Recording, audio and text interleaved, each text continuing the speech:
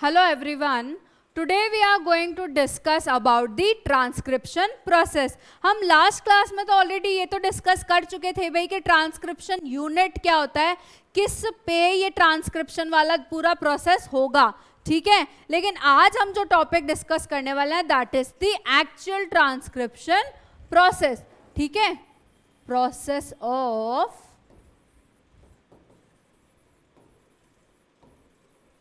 Transcription, ठीक है।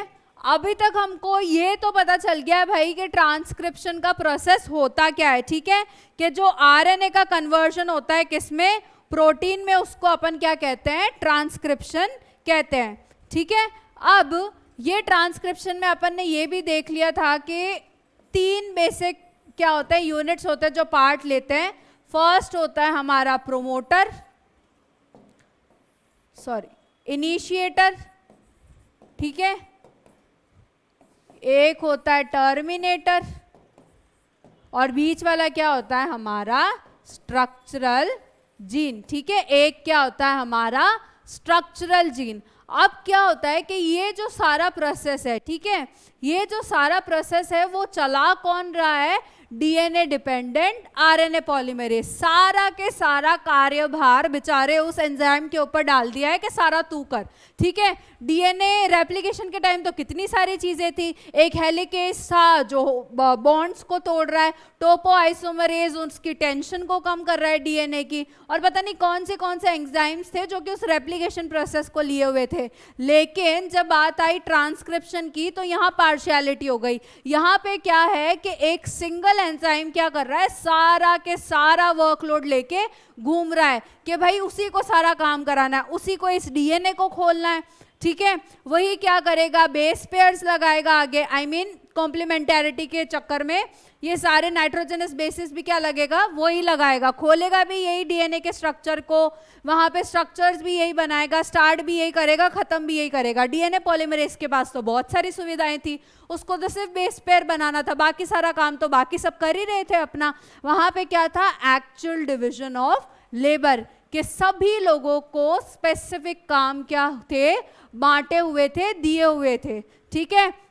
यहाँ पे जो है वो मेन हीरो कौन है यहाँ का, आरएनए पॉलीमरेज, ठीक है। आरएनए पॉलीमरेज क्या कर रहा है, इस सारे के सारे चक्कर को अपने सर पे उठा के लेके जा रहा है, ठीक है। तो DNA dependent RNA polymerase is the main enzyme and should I say the only enzyme who is doing all these things, right? अब क्या होता है कि ये सारी कहानी तो अपन पढ़ चुके थे कि भाई ये जो इनिशिएटर मॉलिक्यूल होता है, स्ट्रक्चरल जीन, टर्मिनेटर, जो भी है, ठीक है। इसको अपन वापस से नहीं गाने वाले ये सारी गाथा, ओके। अब ये क्या करता है, आरएनए पॉलीमरेज, ये जो ट्रांसक्रिप्शन का प्रोसेस है, it takes place in 3 steps, okay. It takes place in 3 steps. First is the initiation, second is the elongation,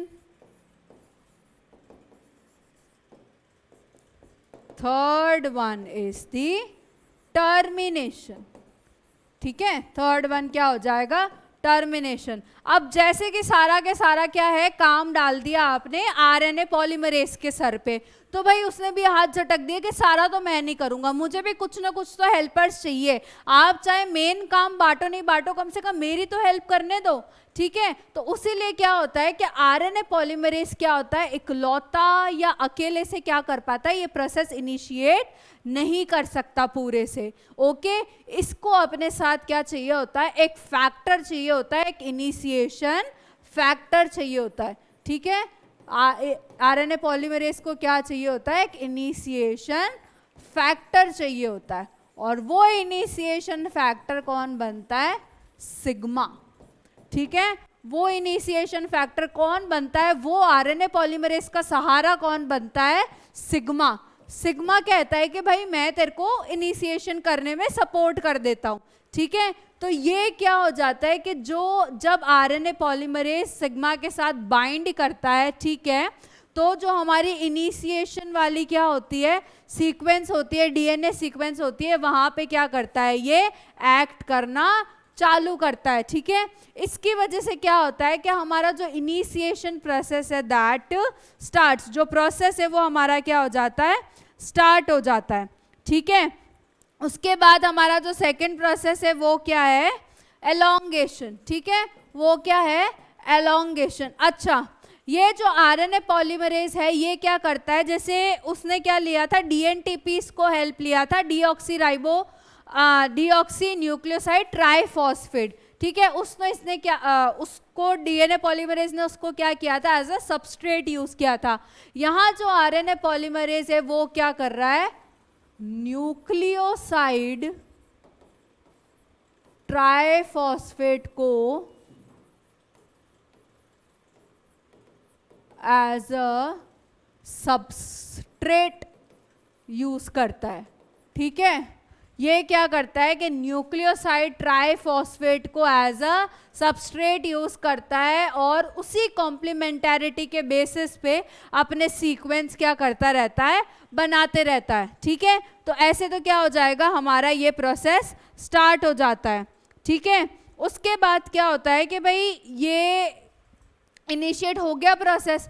initiate होने के बाद क्या होता है कि भाई आगे इसको फर्दर जो ये हेलिक्स है डीएनए का, ठीक है, इसको अनवाइंड भी खुद ही करना पड़ता है। ये समहाउ क्या कर लेता है, इस डीएनए हेलिक्स को अनवाइंड भी कर लेता है। तो इनिशिएशन के बाद क्या होता है कि ये जो हमारा स्ट्रक्चरल जीन था जो कि क्या कर रहा है, एक्चुअली उसके लिए क्या कर रहा है, कोड कर ये एक्चुअली जो आरएनए के लिए क्या कर रहा है, कोड कर रहा है ये, ठीक है। तो यहाँ पे भी वही एक स्मॉल स्ट्रक्चर में क्या होता है, ये प्रोसेस चल रहा होता है ट्रांसक्रिप्शन का, जैसे वहाँ पे चल रहा था रेप्लिकेशन का, वैसे ही यहाँ पे भी क्या करता है, ट्रांसक्रिप्शन का प्रोसेस छोटे छोटे सेगमेंट्स में करके चलता है, ठीक है।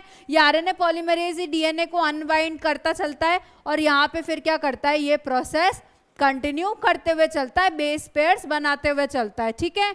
इस प्रोसेस को क्या कहते हैं, एलोंगेशन कहते हैं, ठीक है। जब इनिशिएशन के बाद ये प्रोसेस कंटिन्यू हो रहा है तो इस प्रोसेस को अपन क्या कहते हैं, एलोंगेशन कहते हैं, ठीक है। अब जैसे ही क्या हुआ कि ये आरएनए पॉलीमर्स ये बेस पेयर्स बनाते बनाते बनाते बनाते क्या पहुंचा, जब टर्मिनेटर रीजन में पहुंचा, जब ये क्या पहुंचा, आरएनए पॉलीमरेज टर्मिनेटर रीजन में पहुंचता है तो द प्रोसेस टर्मिनेट्स, तो द प्रोसेस टर्मिनेट्स, खत्म हो जाता है ये प्रोसेस, ठीक है। लेकिन आरएनए पॉलीमरेज को क्या होता है कि टर्मिनेशन के लिए भी हेल्प चाहिए। अब उसने तो हद ही कर दी, इनिशिएशन के लिए दे दिया तो वो तो बिल्कुल कहते हैं ना, एक बार वो मदद मिल जाती है तो अब बिल्कुल आप ऐसे हो जाते हो कि भाई मुझे तो अब इसमें भी चाहिए उसमें भी चाहिए, बिल्कुल कहते हैं ना कि आलस लग जाता है उनको। तो सिमिलरली क्या हुआ, अगर उसको इनिशिएशन में हेल्प मिली तो ये कहता है कि मुझे टर्मिनेशन में भी हेल्प चाहिए, ये काम भी मैं अकेले से नहीं कर सकता, ठीक है। तो अब इसको क्या चाहिए, टर्मिनेशन फैक्टर भी चाहिए, ठीक है। ऐसा फैक्टर जो कि क्या करे, इस प्रोसेस को टर्मिनेट करने में हेल्प करे, उसको अपन क्या कहते हैं, टर्मिनेशन फैक्टर कहते हैं। और वो क्या होता है, रो, ठीक है, वो क्या होता है, रो। और ये क्या था हमारा, सिग्मा।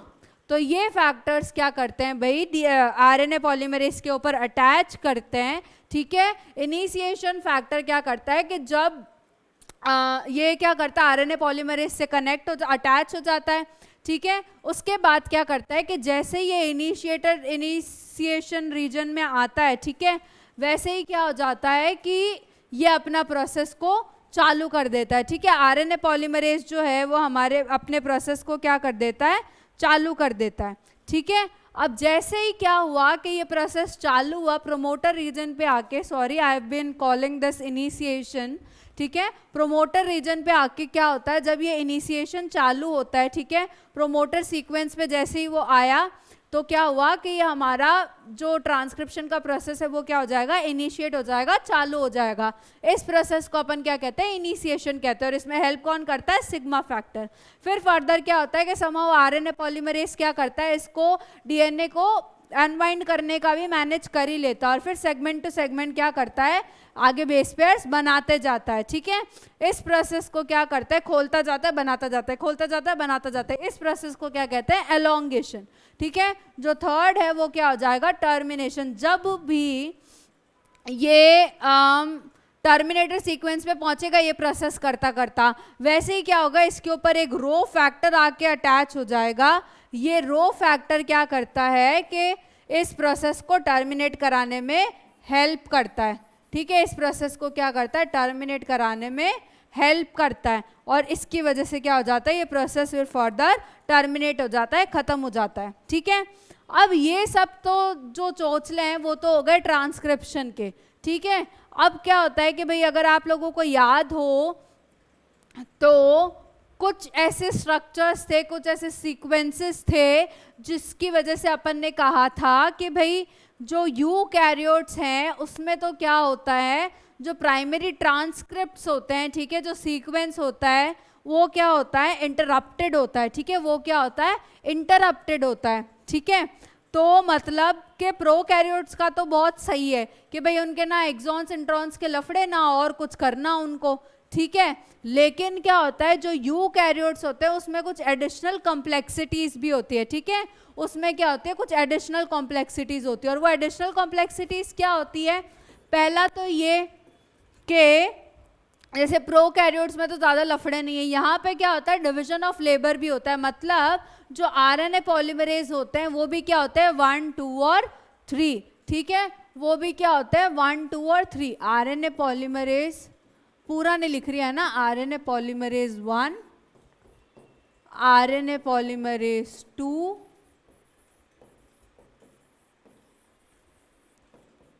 RNA polymerase 3।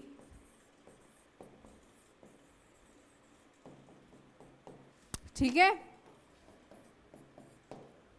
अब ये जो आरएनए पॉलीमरेज 1 है, ठीक है, ये किसको बनाता है, आरएनए को। ठीक है, ये किसको बनाता है, आरएनए को। ओके, जिसमें क्या क्या इंक्लूडेड है, 28 एसआरएनए, 18 और 5। ठीक है, ये आरएनए में कौन से इंक्लूडेड होते हैं, 28, 18 और 5। ठीक है, उसके बाद जो आरएनए पॉलीमरेज एक्चुअली थर्ड पे पहले आता है, आपकी बुक में भी ऐसे ही दिया हुआ है। ठीक है, वो क्या करता है, टीआरएनए को बनाता है। वो क्या करता है, टीआरएनए को बनाता है, और 5SR आरएनए और SN आरएनए। ठीक है, इसका फुल फॉर्म SN आरएनए का फुल फॉर्म क्या होता है, स्मॉल न्यूक्लियर आरएनए। ये क्या करता है, इसको सिंथेसाइज करता है आरएनए पॉलीमरेज 3। ठीक है, और अब जो बचा आरएनए पॉलीमरेज 2, वो किसको सिंथेसाइज करता है, हमारे mRNA को, या मैं कहूं कि HNRNA को। ठीक है, हेट्रोजेनस न्यूक्लियर आरएनए को, हेट्रोजेनस न्यूक्लियर आरएनए को। ठीक है, ये इसका क्या होता है, मैं कहूँ प्रो फॉर्म होता है ना, मतलब उसके बाद ये एक्टिवेट होके क्या बनता है, आरएनए बनता है। लेकिन ये जो HNRNA होता है वो क्या होता है, इसका प्रीकर्सर या प्रो फॉर्म होता है। ठीक है, पहले वाला प्री फॉर्म, सॉरी प्रो क्या। ठीक है, तो ये क्या करते हैं, ये सारी मशीनरीज इनको सिंथेसाइज करती है, ये एंजाइम्स क्या करते हैं, इनको बनाते हैं। ठीक है, जो mRNA की अगर अपन बात करें, ये पहली बात तो ये कि ये तीनों के तीनों क्या होता है, टाइप ऑफ आरएनए क्या होते हैं, इंपॉर्टेंट होते हैं फॉर दी प्रोटीन सिंथेसिस। ठीक है, इंपॉर्टेंट होते हैं किसके लिए, प्रोटीन सिंथेसिस के लिए। mRNA तो हमारा टेम्पलेट ही प्रोवाइड कर रहा है। ठीक है, mRNA क्या करता है, हमारा टेम्पलेट प्रोवाइड करता है, it provides the template. TRNA क्या करता है कि it acts as a adaptor molecule. ठीक है, ये क्या करता है भाई, जेनेटिक कोड को रीड करता है, प्लस अमीनो एसिड को भी क्या करता है, अटैच करता है। ठीक है, जेनेटिक कोड को भी रीड करता है और क्या करता है, अमीनो एसिड को खुद से अटैच भी करता है। आगे फर्दर अपन इसका स्ट्रक्चर पढ़ेंगे जब आपको इसका फंक्शन अच्छे से समझ आएगा। ठीक है, और जो थर्ड है आरआरएनए, ठीक है, उसमें कितने टाइप है, 3 टाइप है, 28S, 18S और 5S, ठीक है। ये भी क्या करता है, कैटलिस्ट की तरह एक्ट करता है, ये क्या करता है, कैटलिस्ट की तरह एक्ट करता है। और ये तीनों के तीनों क्या होते हैं, इंपॉर्टेंट होते हैं for the process of the protein synthesis, ठीक है। तो ये क्या होते हैं, और लफड़े के भाई 3 तरह के ये आरएनए सिंथेसाइज करो, 3 तरह के एंजाइम्स हैं। ये तो हुई फर्स्ट कॉम्प्लेक्सिटी जो क्या आती है, यूकैरियोट्स में आती है, ठीक है। जो सेकेंड कॉम्प्लेक्सिटी उनमें होती है वो ये होती है कि जो हमारा प्राइमरी ट्रांसक्रिप्ट तैयार होता है, ठीक है, जो हमारा प्राइमरी ट्रांसक्रिप्ट होता है वो तैयार होता है, उसमें क्या होता है, एक्सॉन्स एंड इंट्रॉन्स दोनों ही प्रेजेंट होते हैं, ठीक है। जो एक्सॉन्स और इंट्रॉन्स हैं दोनों ही क्या होते हैं, प्राइमरी ट्रांसक्रिप्ट जो हमारा बनता है उसमें प्रेजेंट होते हैं, ठीक है। लेकिन हमको क्या चाहिए, इंट्रॉन्स नहीं चाहिए, लेकिन हमको इंट्रॉन्स नहीं चाहिए क्योंकि जब वो किसी के लिए कोड ही नहीं करे तो हम इंट्रॉन्स का क्या चार डालें, तो हमको इंट्रॉन्स नहीं चाहिए। इस प्रोसेस के लिए क्या होता है, एक प्रोसेस होता है which is known as splicing, ठीक है। एक प्रोसेस होता है जिसका नाम क्या है, स्प्लाइसिंग, ठीक है। इट अकर्स, ओके, जिसमें क्या होता है, इंट्रॉन्स आर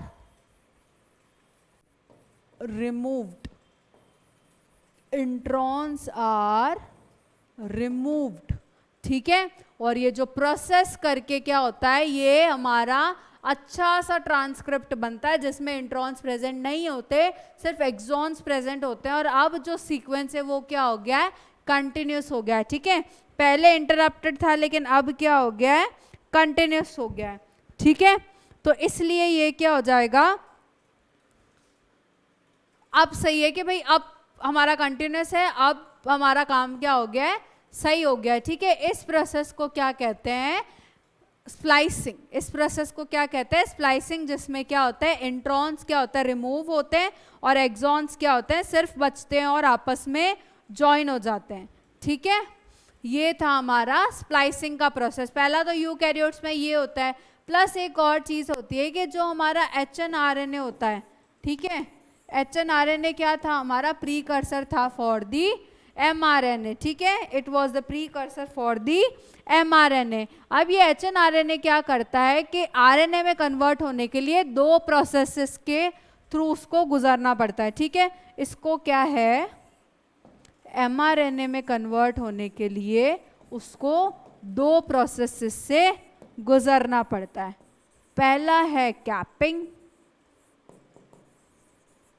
दूसरा है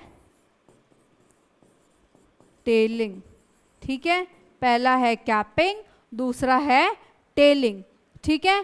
कैपिंग में क्या होता है कि जो HNRNA का जो 5 एंड है, ठीक है, कैपिंग में क्या होता है कि जो 5 एंड है HNRNA का, वहां जाके क्या होता है, मिथाइल ग्वानोसिन ट्राइफॉस्फेट अटैच हो जाते हैं, ठीक है। मिथाइल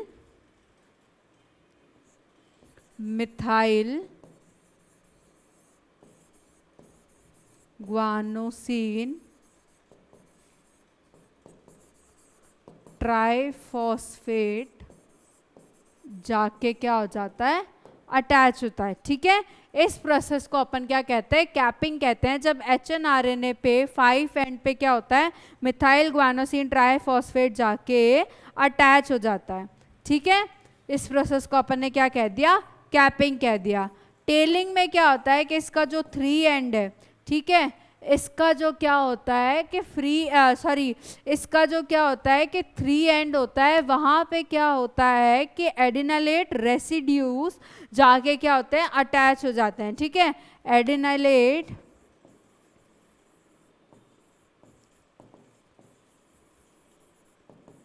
रेसिड्यूज अटैच हो जाते हैं, कहां से, इसके 3 एंड पे। कम से कम 200 से 300, कम से कम 200 से 300 क्या होते हैं, इस पे अटैच हो जाते हैं, ठीक है। इस प्रोसेस को क्या कहते हैं अपन, टेलिंग, ठीक है। तो ये क्या होते हैं कि कुछ एडिशनल चीज़ें होती है जो क्या होती है यूकैरियोट्स में अकर होती है लेकिन प्रोकैरियोट्स में अकर नहीं होती, ठीक है। फर्स्ट क्या हो जाएगा कि ये जो आरएनएस बनते हैं अलग अलग एंजाइम से, ओके, और सेकंड कौन सा है ये एचएनआरएनए का एमआरएनए में कन्वर्ट होने का, ठीक है, प्लस एक्सॉन्स और इंट्रॉन्स का प्रोसेस स्प्लाइसिंग, ठीक है, कैपिंग और टेलिंग, ये कुछ प्रोसेसेस है जो कि क्या होते हैं यूकैरियोट्स में स्पेशली होते हैं, ठीक है। इसमें क्या होता है एचएनआरएनए को एमआरएनए में कन्वर्ट होने के लिए दो प्रोसेसेस से गुजरना पड़ता है, दैट इज एचएनआरएनए के 5 एंड पे क्या होता है मिथाइल ग्वानोसिन ट्राइफॉस्फेट ऐड होता है, ओके, और जो उसका 3 एंड है उस पे क्या होता है एडिनालेट रेसिड्यूज ऐड हो जाते हैं 200 से 300 इन नंबर, ठीक है। और उसके बाद क्या हो जाता है कि जो एचएनआरएनए है वो बन जाता है एमआरएनए, ठीक है। तो ये था हमारा बेसिकली ट्रांसक्रिप्शन का प्रोसेस, सिंपल, ठीक है। उसके बाद हम डिस्कस करेंगे जो next topic that is the genetic code, ठीक है, that is the genetic code.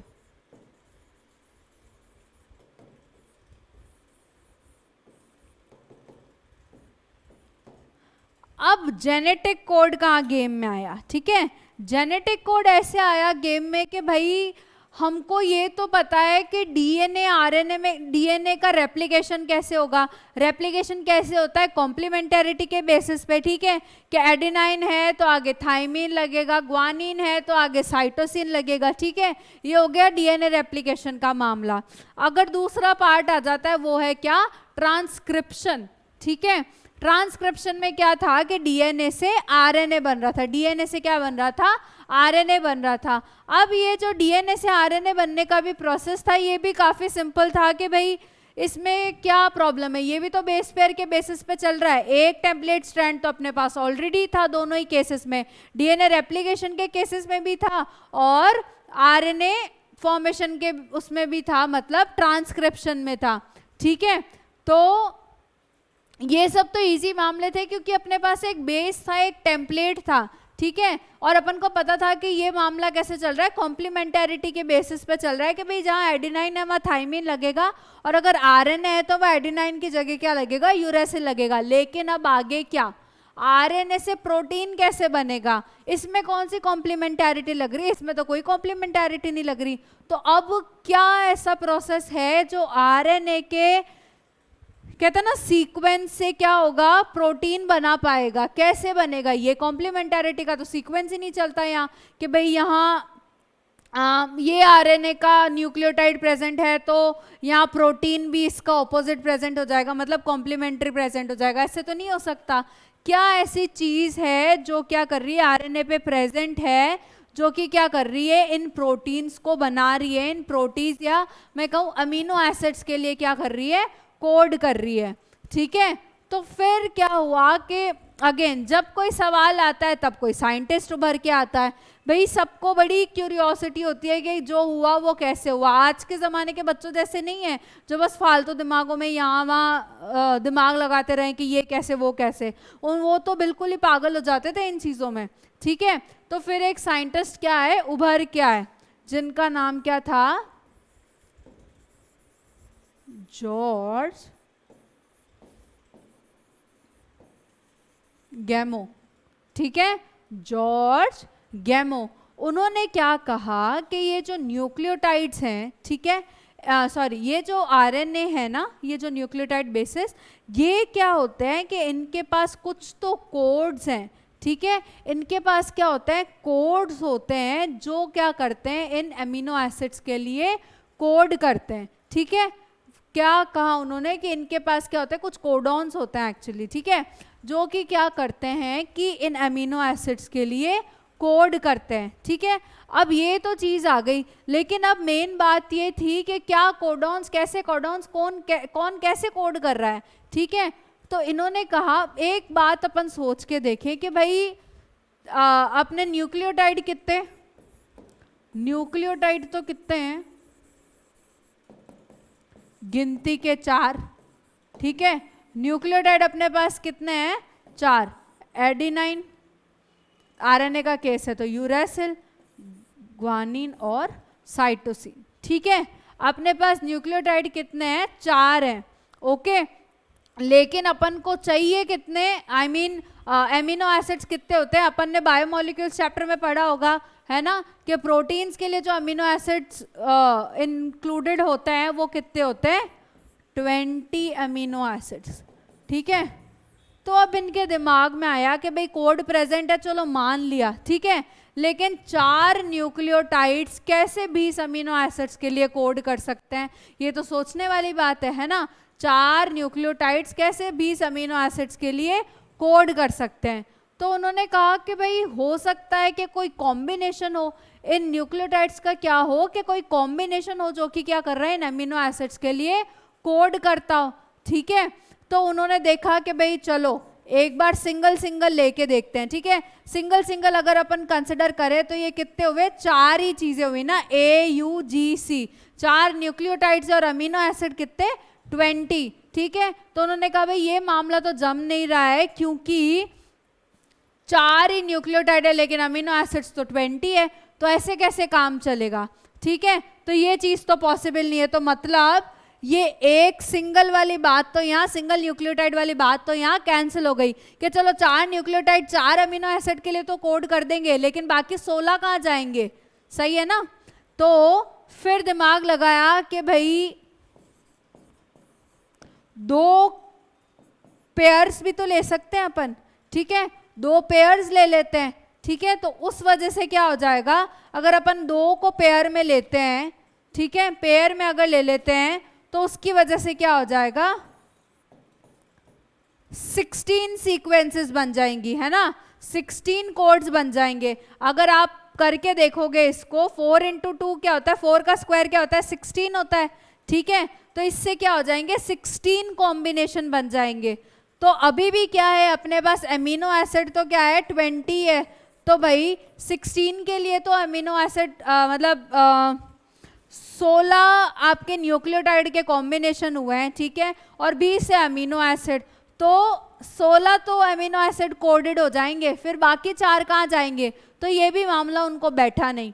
ठीक है, फिर उन्होंने कहा कि क्या पता अगर 3 न्यूक्लियोटाइड का कॉम्बिनेशन हो। ठीक है, इन्होंने सिंगल करके देख लिया कि सिंगल सिंगल न्यूक्लियोटाइड अगर एक अमीनो एसिड के लिए कोड करे तो उससे तो क्या हुआ कि भाई 4 ही कोड होंगे, है ना, बाकी जो 16 है वो कहाँ जाएंगे? फिर उन्होंने कहा कि चलो 2 का कॉम्बिनेशन बना बना के कोड करते हैं। ठीक है, ए को यू के साथ भी रखा, ए को जी के साथ भी रखा, ए को सी के साथ भी रखा। ऐसे अगर अपन करते हैं, डबल का कॉम्बिनेशन बनाते हैं, 2-2 का पेयर। ठीक है, तो ऐसे करके क्या करते हैं? 16 कॉम्बिनेशंस बनेंगे। ठीक है, तो अगर 16 न्यूक्लियोटाइड के कॉम्बिनेशंस है तो वो तो क्या करेंगे? 16 अमीनो एसिड के लिए कोड करेंगे। ठीक है, बाकी के 4 कहाँ जाएंगे? तो इन्होंने कहा इस आइडिया को भी कैंसिल करो। ठीक है, फिर बात आई कि क्या पता अगर कॉम्बिनेशंस 3 के हो तो, क्या पता एक कोड में 3 न्यूक्लियोटाइड हो तो। ठीक है, तो फिर इन्होंने करके देखा, तो 4 को अगर अपन 3 टाइम्स मल्टीप्लाई करते हैं तो इट कम्स एज 64। ठीक है, 4 × 4 × 4 अगर अपन करेंगे तो इट कम्स एज 64। ठीक है, 4 4 जा 16 और 16 4 जा 64। तो अब अगर अपन 3 का कॉम्बिनेशन होता है, ठीक है, अगर क्या होता है कि ये जो हमारा कोड है वो 3 न्यूक्लियोटाइड का कॉम्बिनेशन अगर होता है तो पॉसिबल जो कोड्स हैं वो कितने होते हैं? 64 कोड्स पॉसिबल हैं। अगर जो कोड है वो क्या है? 3 न्यूक्लियोटाइड्स का कॉम्बिनेशन है, इन 4 में से 3 न्यूक्लियोटाइड्स का कॉम्बिनेशन है कोड। ठीक है, तो क्या है? इसकी वजह से 64 कॉम्बिनेशंस पॉसिबल हैं। ठीक है, तो इन्होंने कहा यार जरूरत तो 20 की है, 64 का हम क्या करें? लेकिन फिर उन्होंने जब कम कॉम्बिनेशंस का ट्राई करके देखा, ठीक है, तो फिर 16 और 4 निकल रहे हैं। तो उन्होंने कहा कि हमारे एमिनो एसिड के लिए कम पड़े इससे अच्छा तो ज़्यादा भले। ठीक है, कम पड़े इससे अच्छा तो क्या? ज़्यादा भले। तो इसलिए उन्होंने फिर ये थ्योरी दी, या मैं कहूँ को उन्होंने फिर बोला कि जो जेनेटिक कोड होगा, जो 1 कोड होगा वो क्या होगा? 3 न्यूक्लियोटाइड का कॉम्बिनेशन होगा। वो क्या होगा? 3 न्यूक्लियोटाइड का कॉम्बिनेशन होगा। ठीक है, तो ये किसने बताया? जॉर्ज गैमो ने। ठीक है, लेकिन इनकी जो ये खोज थी, बाकी सब इंपॉर्टेंट नहीं है, इसलिए मैं सिर्फ और सिर्फ आपको क्या कर रही हूं, नाम से इंट्रोड्यूस करा रही हूं उन साइंटिस्ट के। ठीक है, बाकी उन्होंने क्या किया क्या नहीं किया इतना मैटर नहीं करता। ओके, तो इस इनकी जो ये सारा मामला था जेनेटिक कोड पे काम, उनको क्या किया कि 3 साइंटिस्ट ने सपोर्ट किया। ठीक है, 3 साइंटिस्ट ने उनको क्या किया? सपोर्ट किया। सबसे पहले थे हरगोबिंद खुराना। ठीक है, सेकंड थे मार्शल नाइरेनबर्ग। थर्ड जो थे वो थे सिवेरो ओकोआ। ठीक है, सिवेरो ओकोआ। इनकी जो फाइंडिंग्स थी जेनेटिक कोड को लेके, ठीक है, उसको किन्होंने सपोर्ट किया? इन तीनों साइंटिस्ट ने सपोर्ट किया। ठीक है, हरगोबिंद खुराना, मार्शल नाइरेनबर्ग और सेवेरो ओकोआ। ठीक है, तो बेसिकली जो मेन करा धरा किसका था? जॉर्ज गैमो का। ठीक है, उन्होंने हमको बताया कि भाई जो ये सब काम है वो क्या हो रहा है? जेनेटिक कोड के बेसिस पे हो रहा है, और वो कोड क्या होगा? 3 न्यूक्लियोटाइड का कॉम्बिनेशन होगा। ठीक है, अब क्या है कि ये जेनेटिक कोड जैसे बना था, मैं आपको एक इंट्रोडक्शन दे देती। इंट्रोडक्शन नहीं, थोड़ा एक आइडिया लग जाएगा अपन को। आपको चाहे यहाँ से क्लियरली नहीं दिखे, अपन को तो सिर्फ एक स्कीम समझनी है कि ये जेनेटिक कोड की पॉसिबिलिटीज इन्होंने बनाई कैसे। ठीक है, अगर दिख रहा है तो अच्छी बात है, नहीं दिखे तो भी कोई लोड वाली बात नहीं है। ठीक है, क्योंकि कोई पूछेगा नहीं यहाँ पे। हाँ, अब क्या बना कैसे? ठीक है, इन्होंने क्या किया कि एक स्क्वायर बनाया। स्क्वायर से अपने बायो के काम चल रहे हैं। ठीक है, और बाय द वे जॉर्ज गैमो एक फिजिसिस्ट थे। ठीक है, हाँ, अब अपन कहाँ थे कि ये बने कैसे? 64 कोड्स। ओके, तो इन्होंने क्या किया? एक तरफ लिखे ये सारे न्यूक्लियोटाइड्स UCAG। ठीक है, सेम कॉम्बिनेशन में इन्होंने क्या लिखा? ऊपर भी सेम सीक्वेंस में क्या लिखे? ये न्यूक्लियोटाइड्स लिखे। ठीक है, UCAG। ओके, उसके बाद क्या लिखा कि जो इस तरफ थी, ठीक है, जो मेरी राइट हैंड साइड वाली साइड है, ठीक है, उस तरफ उन्होंने क्या कहा कि जैसे ये चार ब्लॉक्स भी कितने बने? 4-4 बने हर तरफ। ठीक है, इन्होंने क्या किया? जो थर्ड साइड है, ओके, वहां पे क्या कर दिया? हर बॉक्स में UCAG सेम कॉम्बिनेशन में लिख दिया जो सीक्वेंस यहाँ था। ओके, तो यहाँ क्या आ गया? First letter U, first letter U, यहाँ से फर्स्ट लेटर U आया, यहाँ से भी फर्स्ट लेटर U आया, और यहाँ से भी फर्स्ट लेटर U आया। ठीक है, यहाँ से फिर से फर्स्ट लेटर U आया, यहाँ से सेकंड लेटर U आया, यहाँ से थर्ड लेटर C आया। ठीक है, वैसे ही करके ये सारे सीक्वेंस भी बन गए। यहाँ पे A आ गया, यहाँ पे G आ गया। ठीक है, अगर अपन सेकंड ब्लॉक में देखें तो भी सेम है। यहाँ पे फर्स्ट लेटर U, जो सेकंड लेटर है ये वाला वो C, और बाकी ये क्या हो गया? कॉम्बिनेशन। तो ऐसे करके इन लोगों ने क्या किया? पूरी ये 64 कोड्स का कॉम्बिनेशन बनाया। ठीक है, उसके बाद क्या होता है कि ये जो जेनेटिक कोड है, ओके, ये जो जेनेटिक कोड है इसके क्या होता है? कुछ सेलिएंट फीचर्स होते हैं। इसके क्या होते हैं? कुछ सेलिएंट फीचर्स होते हैं। ठीक है, सबसे पहला जो है वो क्या है कि 64 में से 61 जो कोडॉन्स है वो क्या करते हैं? एमिनो एसिड के लिए कोड करते हैं। इनमें से जो 3 है वो किसी एमिनो एसिड के लिए कोड नहीं करते और उनको अपन क्या बोलते हैं, स्टॉप कोडॉन्स। उनको अपन क्या कहते हैं, स्टॉप कोडॉन्स। ठीक है, इसमें क्या होता है 64 अमीनो एसिड्स होते हैं और उसमें क्या होता है कि 61 ही क्या करते हैं, सिर्फ कोड करते हैं, 3 जो हैं उनमें से कोड नहीं करते। ठीक है, 3 इनमें से कोड नहीं करते। एक कॉम्बिनेशन क्या है, UGA, ठीक है, ये स्टॉप कोडॉन। एक क्या है UAA और एक क्या है UAG। ठीक है, ये जो 3 कोडॉन्स है UGA, UAA, UAG, ये जो 3 कोडॉन्स है वो क्या है, स्टॉप कोडॉन्स। ये क्या है, किसी भी किसी भी एमिनो एसिड के लिए कोड नहीं करते। ठीक है, ये आप डेफिनेटली याद रखें, ये चीजें आपको पूछी जा सकती है एग्जाम्स में कि स्टॉप कोडॉन्स का क्या कोड होता है। ठीक है, तो ये आपको याद रखना है, UGA, UAG और UAA। ठीक है, उसके बाद इन्होंने कहा कि जो एक कोडॉन है, ठीक है, एक कोडॉन क्या करता है, एक ही एमिनो एसिड के लिए कोड करता है। एक जो कोडॉन है वो क्या करता है, एक ही एमिनो एसिड के लिए कोड करता है। ठीक है, इसलिए क्या है कि कोड्स स्पेसिफिक और अनएम्बिगुअस है।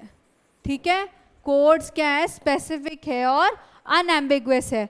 मतलब कि अगर UUU जो है वो फिनाइल एलालाइन के लिए कोड कर रहा है, तो ऐसा नहीं है कि UUU जो है वो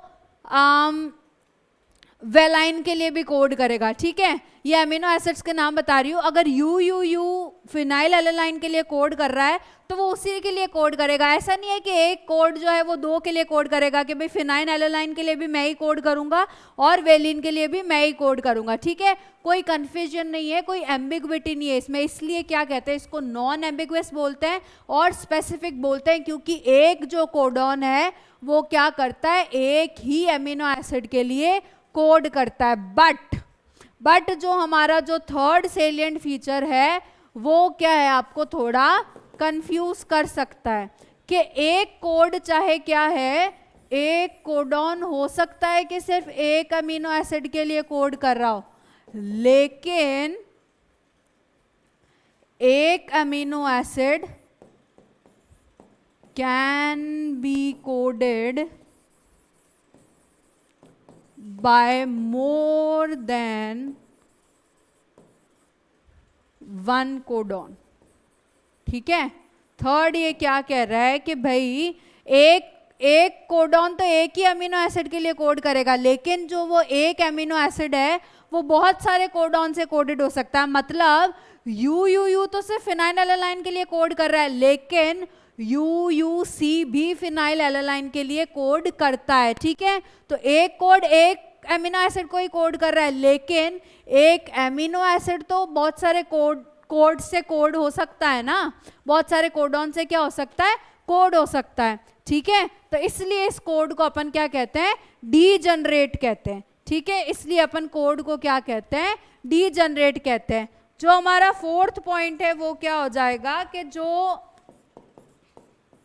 सीक्वेंस है, जो कोड है, वो क्या होता है, कंटिन्यूअस फैशन में रीड किया जाता है। ठीक है, इस कोड को क्या होता है, कंटिन्यूअस फैशन में रीड किया जाता है। ठीक है, सपोज अगर एक सीक्वेंस में UUU है, फिर UUC है, ठीक है, तो अपन क्या कर रहे हैं, यहाँ पे बीच में कोई कॉमा पंक्चुएशंस नहीं है कि अपन को कोई कंफ्यूजन हो, या अब क्या है, हमारा ये जो सीक्वेंस है वो इंटरप्टेड नहीं है। ओके, अब ये जो रीडिंग होगी हमारे इस कोड की वो क्या हो रही है, कंटिन्यूस होती है। मतलब ये UUU क्या कर रहा है, फिनाइल एलालाइन के लिए कर रहा है। ठीक है, ये UUC क्या कर रहा है, वो भी फिनाइल एलालाइन के लिए कर रहा है। तो ये जो अब कोड है वो क्या होता है, कंटिन्यूस फैशन में क्या होंगे, रीड आउट होंगे। ठीक है, ये था हमारा फोर्थ सेलिएंट फीचर। जो फिफ्थ सेलिएंट फीचर है दैट इज कि ये जो कोड होता है, ठीक है, ये जो जेनेटिक कोड है, ये क्या है, नियरली यूनिवर्सल, ठीक है, ये क्या है, नियरली यूनिवर्सल है, ठीक है। और नियरली यूनिवर्सल से मतलब कि हर जगह ऐसा नहीं, यूनिवर्सल का तो मतलब क्या है कि जो यू यू यू है, ठीक है, इसमें ये जो कोडॉन है ट्रिपल यू, वो क्या है, ऐसा नहीं है कि फिनाइल, मतलब यूनिवर्सल का मतलब है कि चाहे कोई भी ऑर्गेनिज्म हो, ट्रिपल यू जो कोडॉन है वो सभी में फिनाइल एलालाइन पे ही कोड करेगा, ठीक है। इसका तो मतलब हुआ यूनिवर्सल। लेकिन एनसीईआरटी ने क्या कहा कि ये कोड जो है वो नियरली यूनिवर्सल है, मतलब कि इसके कुछ एक्सेप्शंस भी होते हैं। तो मतलब एक्सेप्शन क्या हो जाएगा, माइटोकॉन्ड्रिया का कोडॉन, ठीक है, क्योंकि वो क्या कर रहा है कि बाकी सारी जगह ह्यूमन से लेके बैक्टीरिया ले लो, ट्रिपल यू फिनाइल एलालाइन के लिए कोड कर रहा है। लेकिन क्या होता है, जो माइटोकॉन्ड्रिया का कोडॉन है उसमें क्या होता है कि उसमें यू यू यू क्या होता है, फिनाइल एलालाइन के लिए कोड नहीं करता है, इसलिए जो जेनेटिक कोड है उसको क्या बोला गया, नियरली यूनिवर्सल, ठीक है, नियरली यूनिवर्सल। और ये जो हमारा लास्ट सेलिएंट फीचर है ये है कि जो AUG होता है कोड मिथायोनिन के लिए, ठीक है, वो क्या होते हैं, उसके ड्यूल एक्शंस होते हैं, ठीक है, उसके क्या होता है, ड्यूल एक्शन होते हैं कि ये मिथायोनिन के लिए भी कोड करता है और ये एज एन इनिशिएटर कोडॉन भी क्या करता है, कोड करता है, ठीक है, ये एज एन इनिशिएटर कोडॉन भी क्या करता है, कोड करता है। तो ये थे हमारे 6 salient features about the amino acid stop codons, ठीक है। जो कोड होगा वो हमारा स्पेसिफिक और अनएम्बिगुअस होता है। जो कोड्स हैं वो क्या होता है, एक ही अमीनो एसिड के लिए कोड करता है, एक कोड, ठीक है, कोडॉन। जो 4th पॉइंट था वो क्या था कि एक अमीनो एसिड तो मोर देन 1 कोडॉन से भी कोड होता है। 5th one was genetic code is nearly universal and the 6th one is के जो मिथायोनिन का जो कोडॉन है that is AUG, it has dual purpose कि एक तो मिथायोनिन के लिए कोड करता है प्लस क्या होता है, इनिशिएटर की तरह भी वर्क करता है। तो this completes our genetic code. In the next class will discuss about the translation process. Thank you.